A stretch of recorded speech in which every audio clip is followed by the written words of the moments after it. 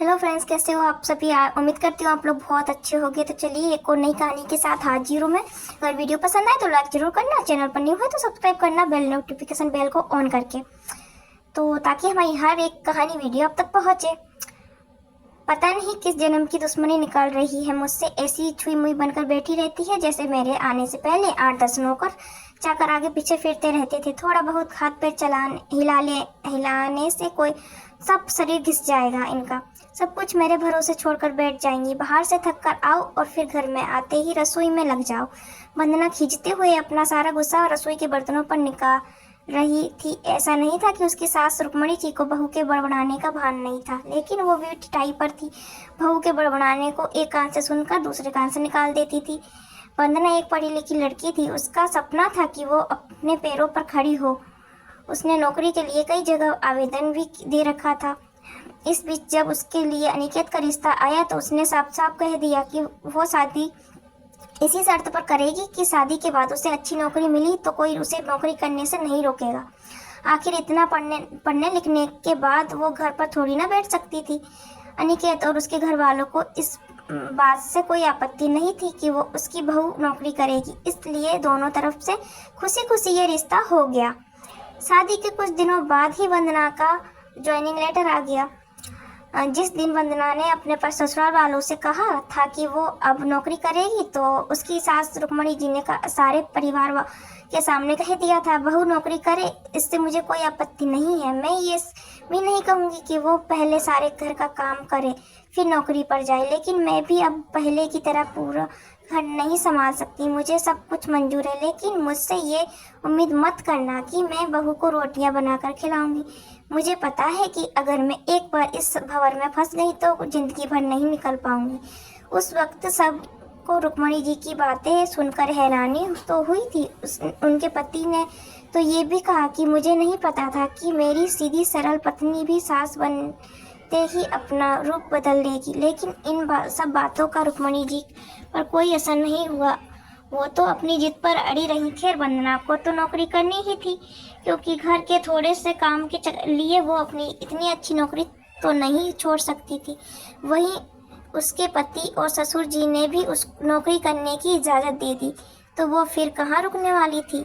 इस समस्या का ये हल निकाला गया कि घर के कामों के लिए एक काम वाली और खाना बनाने के लिए कुक रख ली गई। खाना बनाने वाली सुबह और शाम का खाना बनाकर चली जाती। वंदना का काम था ऑफिस से आकर बस खाना परोसना। यूं ही दिन निकलने लगे। वंदना की शादी को 2 साल हो चुके थे। अब तो वंदना और बाकी सब घर वालों को इस रूटीन की आदत सी हो गई थी। लेकिन मुश्किल तो तब होती जब कभी खाना बनाने वाली छुट्टी ले लेती थी। ऐसा ही कुछ 1-2 दिनों से हो रहा था, जिस कारण से वंदना खिंची हुई सी ऑफिस से आकर रोटियां बनाना उसे बहुत बड़ा बोझ लगता था। वैसे तो रुक्मणी जी इन दिनों में सब्जियां काट कर बना देती थी, लेकिन बहू के ऑफिस से आने के बाद रसोई में झांकती भी नहीं थी। उस समय वंदना को अपनी बैठी हुई सास बहुत चुभती थी।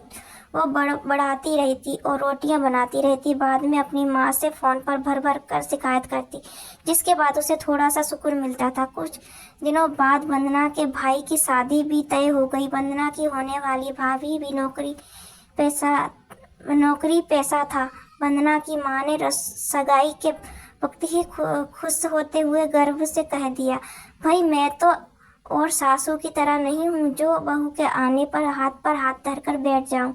जब अभी तक पूरा घर संभाल रही थी, तो अब क्यों नहीं मेरी बहू को मेरी तरफ से पूरी छूट रहेगी। जब एक माँ अपने बच्चों को रोटियां बनाकर खिला सकती है, तो बहू को क्यों नहीं।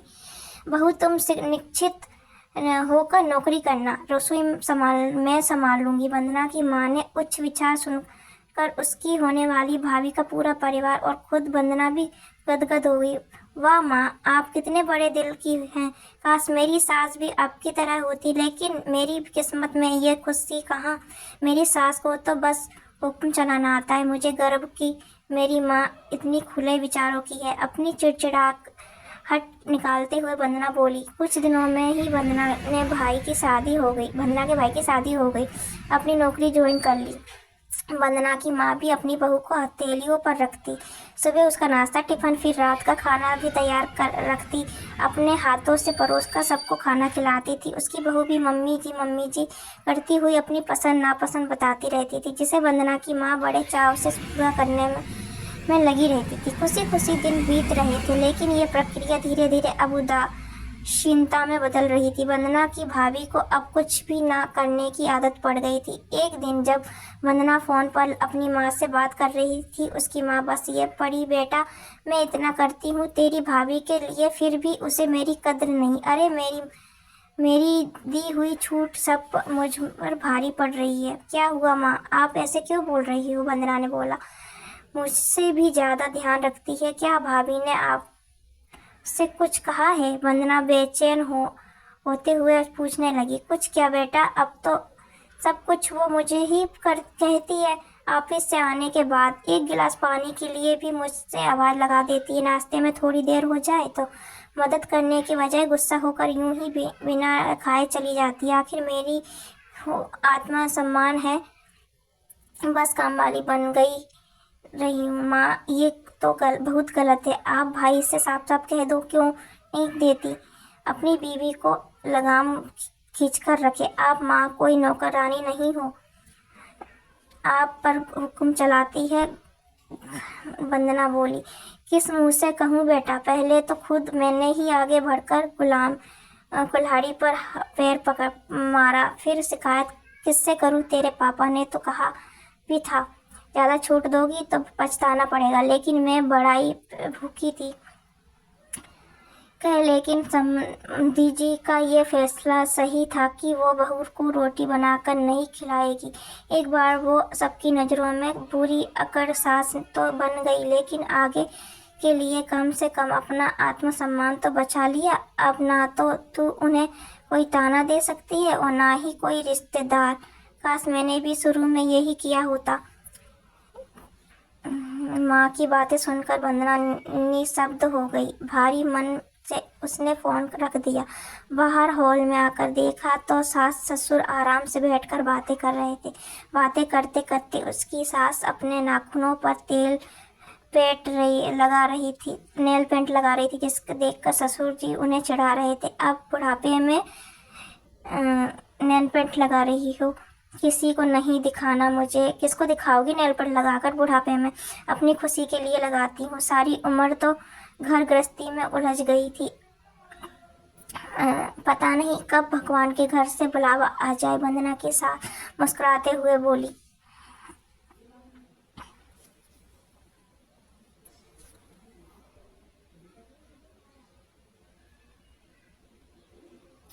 पता नहीं आज क्यों वंदना अपनी सास की बातें सुनकर चिढ़ नहीं रही थी, बल्कि वो भी मुस्कुरा उठी। सही तो कह रही हैं मम्मी जी, एक गृहिणी को अपने लिए वक्त ही कब मिलता है। पहले अपने बच्चों को पाल पोस कर बड़ा करो, फिर काजी बहू आ जाए तो उसे और उसके बच्चों को संभालो। काश मेरी माँ ने भी मेरी सास की तरह पहले ही कह दिया होता कि बहू को रोटियां बनाकर नहीं खिला सकती। सो फ्रेंड्स, आज की कहानी आपको कैसी लगी हमें कमेंट में ज़रूर बताना। मिलते हैं एक नई कहानी के साथ। Thanks for watching. Radhe Radhe, धन्यवाद।